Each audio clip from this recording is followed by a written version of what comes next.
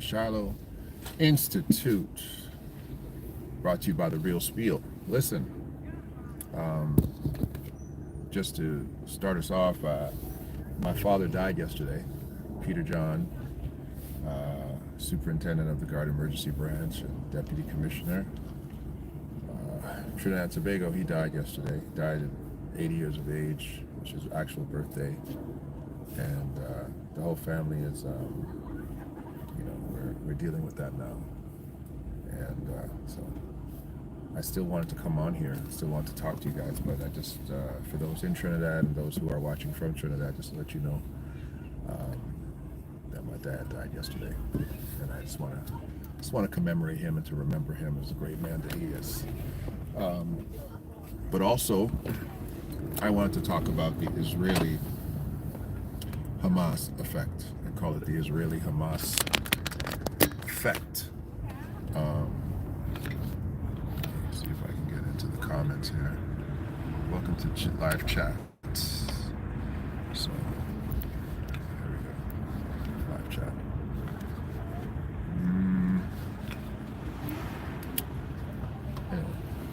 I'm going to try and see if I can make sure we get that chat going. For everybody who does want to be participant in the chat, I don't know. Chat is hidden. I'm trying to, sorry, I'm just,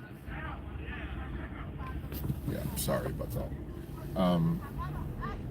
The Israel-Hamas effect is essentially what I'm calling a falling away of people who are Judeo-Christian based, who, based on what they are perceiving, what they're hearing, what media is saying, what the truth is, lies are happening, whatever it is.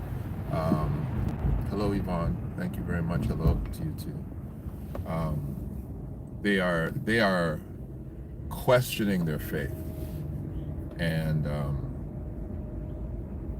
very close to home to me is a good friend of mine who essentially told me the other day that she said she wanted to recommit herself to God. Actually, that's where the conversation started. Actually, it was a good conversation. But from there, she said to me, "I want to recommit myself to God, and I want to talk to you about it first. And I want to let you know I just bought myself a Quran." And I was like, I'm confused. What do you mean? And so just to give you a little context, last year she invited me to her baptism, and she was baptized in a church in kind of in the east area where I live. Newer pastor, newer ministry, and she was, saying it's a great church. I love how he preaches. I love a lot of things. I'd like you to come. So I said, okay, you're getting baptized. I'm definitely going to come. And I watched her get baptized and whatnot, and away she went on her Christian journey. So for me to hear a year later that she needs to be rededicated, she's rededicating herself to God. I guess she went through some relationship things and whatnot, and that she's buying a Quran. I was confused, and I said, what do you think is happening? She goes, well, this thing happening with Israel and seeing everything happening with Israel makes me want to investigate Islam. And so I decided that I'm going to buy a Quran. Now, that type of juxtaposition, from the Christian, from the Jew, or even from the Muslim perspective is odd to us, because we all speak from a position of convincedness, right? You can't convince me out of my Christianity. You can't. It's impossible. It's not a possibility. You're wasting your time if you try. And so we work from that predilection that once you're a Christian, you're thoroughly convinced. You're sold out. You bought with a price, and all these things, these biblical adages, and even these emotional platitudes that we have in respect to our devoutness to our Christianity. It seems that this Hamas Israeli war and what is taking place, and what is being told about what's happening to Palestinian people has made people very, very angry to the, and people who are young, and so it is somewhat understandable. It's people who are not being properly discipled, and folks who are not in a contained Christian environment at all times, or a contained environment of their specific faith at all times. Yeah, that can happen, and it's happening a lot right now. And just before I go into more, I want to say this too. It is important for me to be a good example, a good representative of Christ, a good representative of my community, a good representative of being a man, a father, and all the other virtuous titles that you can lay on me. It is important in my responsibility towards others that I embody certain things that cause people to say, I would like to be like him, I admire him, I appreciate him, I honor him personally. That should be the goal of every man, speaking on behalf of men. But when it comes to things of God, I would like to just have this caveat, that even if I am a deplorable human being, shalom to you, 2 Timothy. Even if I am not living up to the standard of Christ, even if I am not being a good father, not being a good man, not being a good husband, God is able to argue his own case. And as much as people do need people in respect to their worship, it's something I've learned many years in church, and it might hurt your feelings.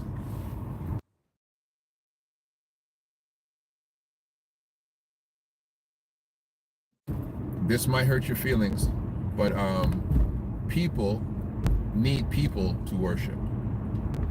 Yes, people need people to worship. Most people need other people to worship. They either need them to worship the people, or they need them in order to assist their worship, period. People need people to worship. And so when you, as a representative of the God they're serving, fall off, they give up on God. Or this religion thing can't be real. Look at this guy. He's supposed to be my leader. He can't even hang out to us, so who am I? And people fall off.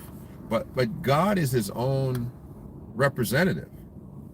So unfortunately, yes, we are looking at Israel and we're saying, are these chosen people? Is this what the chosen people do to other people? And these kind of things, we have these modern day ideas that we have when we look at a situation that's happening there, and we look at what the media slant is, and we look at what the reality is, and all these other things. We say, well, that doesn't seem very godly, right?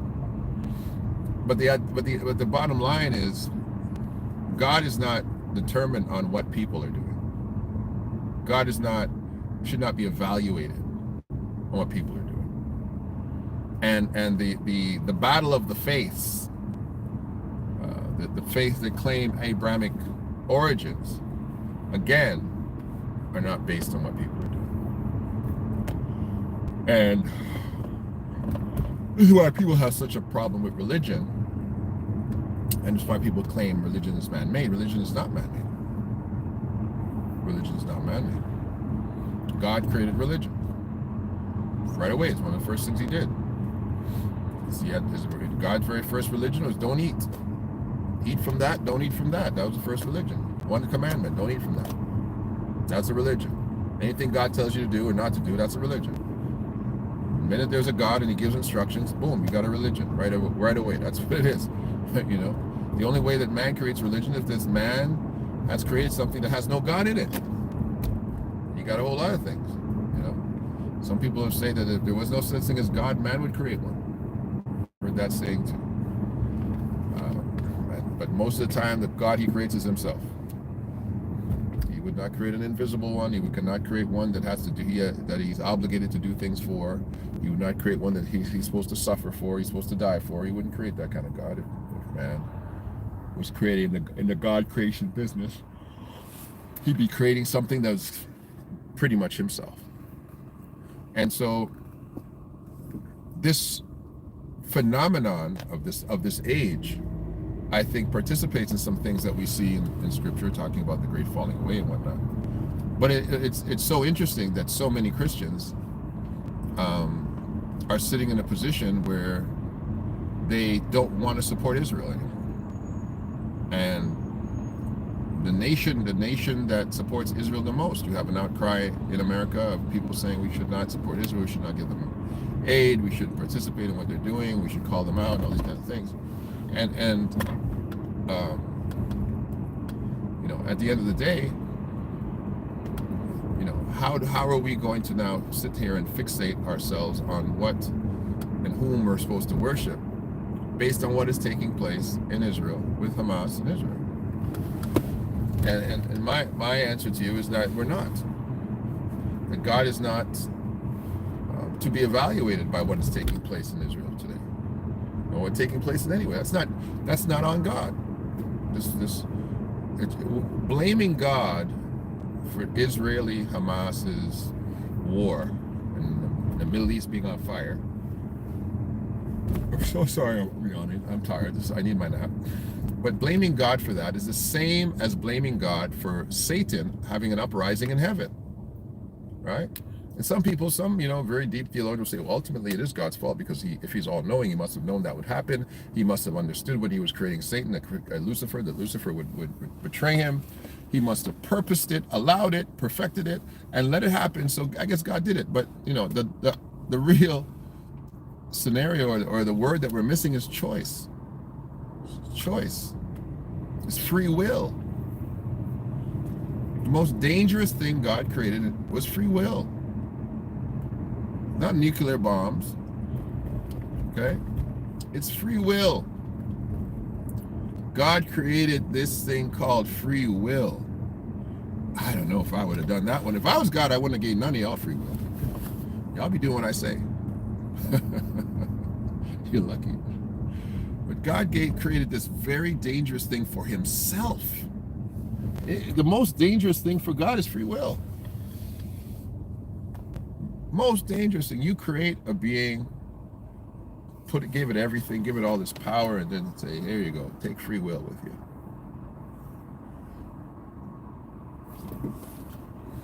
So free will is the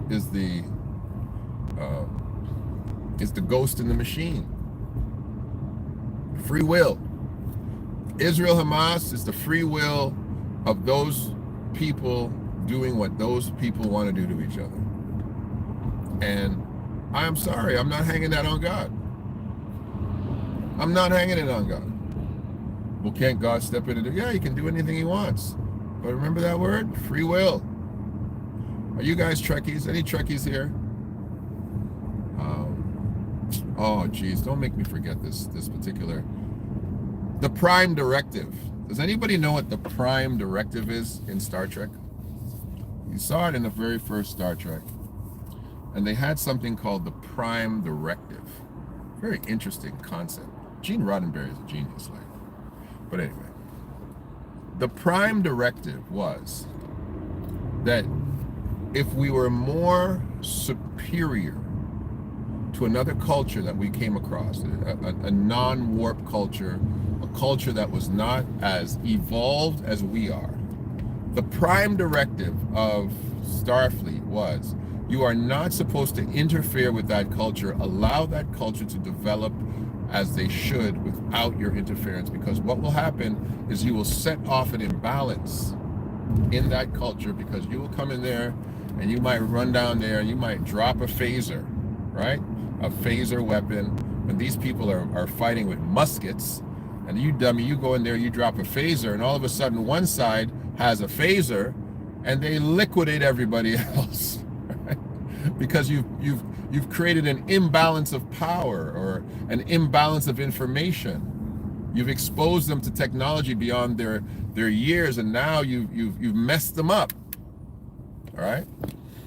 And so God operates with this prime directive to some extent. He says, I'm going to make you, I'm going to put you together, I'm going to organize you, I'm going to tell you what to do, I'm going to tell you what not to do, but then then it's up to you. You know? And the only time I'm going to step in here and help you is when I've really stacked the deck against you.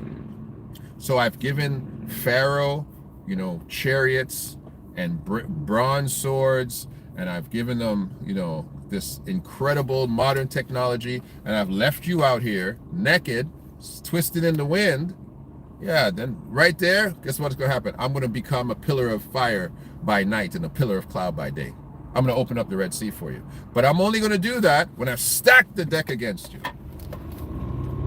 Not going to walk, and then I'm going to leave it. Then I'm going to leave you alone and see what you do with that. So he's kind of dicey with it. But the concept that Gene Roddenberry has is very much in play with what God can essentially say, everybody, I'm going to take evil out of you. None of you will have a predilection for evil. Satan, I'm just going to silence you. You can't do that no more. You're not going to bother people anymore. I'm just going to stop you from doing everything. I'm going to put you away. I'm going to do whatever I can because I'm God. I can do what I like. But he doesn't do that. He leaves the devil there tempting people. He leaves evil in the world, right? He leaves the choice of loving or hating your brother in the world. And he leaves the capacity to believe in him or not to believe in him in the world. Or to believe in him at one time and to switch. Because you saw something, you see something on television, that's what most of you are doing. Most of you have not gone to Israel, you've not seen the terror, the horror, you've not seen it. You're watching it on TV. Oh my gosh, it's so terrible what's happening. I don't want to be a Christian anymore. No, you just weak. You're weak-minded. Because you haven't seen anything. You haven't seen anything really happen yet. Your life is sheltered. And the Israel-Hamas effect, to me, is causing a polarization of what people feel towards religion. The old adages are coming back. Religion, nothing worse than religion and politics. We don't talk about that at the table. Nothing is worse than this concept of religion. It destroys worlds. I don't believe in religion. People start saying all these kind of things because they think it's a religious war. That's why I've been adamant. It's not a religious war. It's not a religious war. There's nothing religious going on over there. It's about power. Thank you very much, Advanced System. My father was an amazing man. He was an amazing man. And I'm going to miss him very dearly, and we're all planning his funeral right now. And Trinis don't do funerals well. We fight and we carry on. We're obnoxious with each other, so I'm hoping that doesn't happen. But I wanted to come here and to give you 20 minutes of this and teach us something in this moment, that when you're watching certain turmoils take place, it's not the time to doubt God. It's the time to inspect human decency. That's what it is. Where you headed? I'm going home. I'm just driving home. I'm just driving home, Sanga. I'm just driving home. I'm on my way home from work. Going home, going to relax, sit down, clean up my house, think about my travel arrangements, and figure when I'm going to go to Trinidad. That's what I'm doing. But it's, again, when you see terrible things taking place in the world, man, why do we hang that on God so fast? We hang a lot of things on God's neck. We give him a lot of medals that he doesn't deserve when it comes to calamity. Oh, look what God is doing. No, look what you're doing. You've got the choice. He's created sentient beings with the power of choice. He gave angels power, and then he gave them power of choice. He gave human beings power, he gave them power of choice, and the power to reproduce. Gave you more than he gave the angels. And he gave you the power to destroy stuff too. He gave the angels that too. And luckily, he put a dimension of spirit and tangibility between you and the angelic realm, or be all hell breaking loose out here. So, yeah, it'll be all hell breaking loose out here. Anyway, there's a lot to catch up on. The world is becoming a much more dangerous and evil place every single day. Trust me, it is. You've got to tighten up your circles. You do. You have to lock down on what you believe and what you believe in. You do. And you got to understand that, as I just learned yesterday, that grace is for but a time. And in that time, I pray that you find the God of your fathers, the God of Abraham, Isaac, and Jacob. And I pray that you have the exercising of human decency as nations, as people, as neighbors. I pray we all find that. God bless you. And I'll talk to everybody later. Rest in peace, Peter John.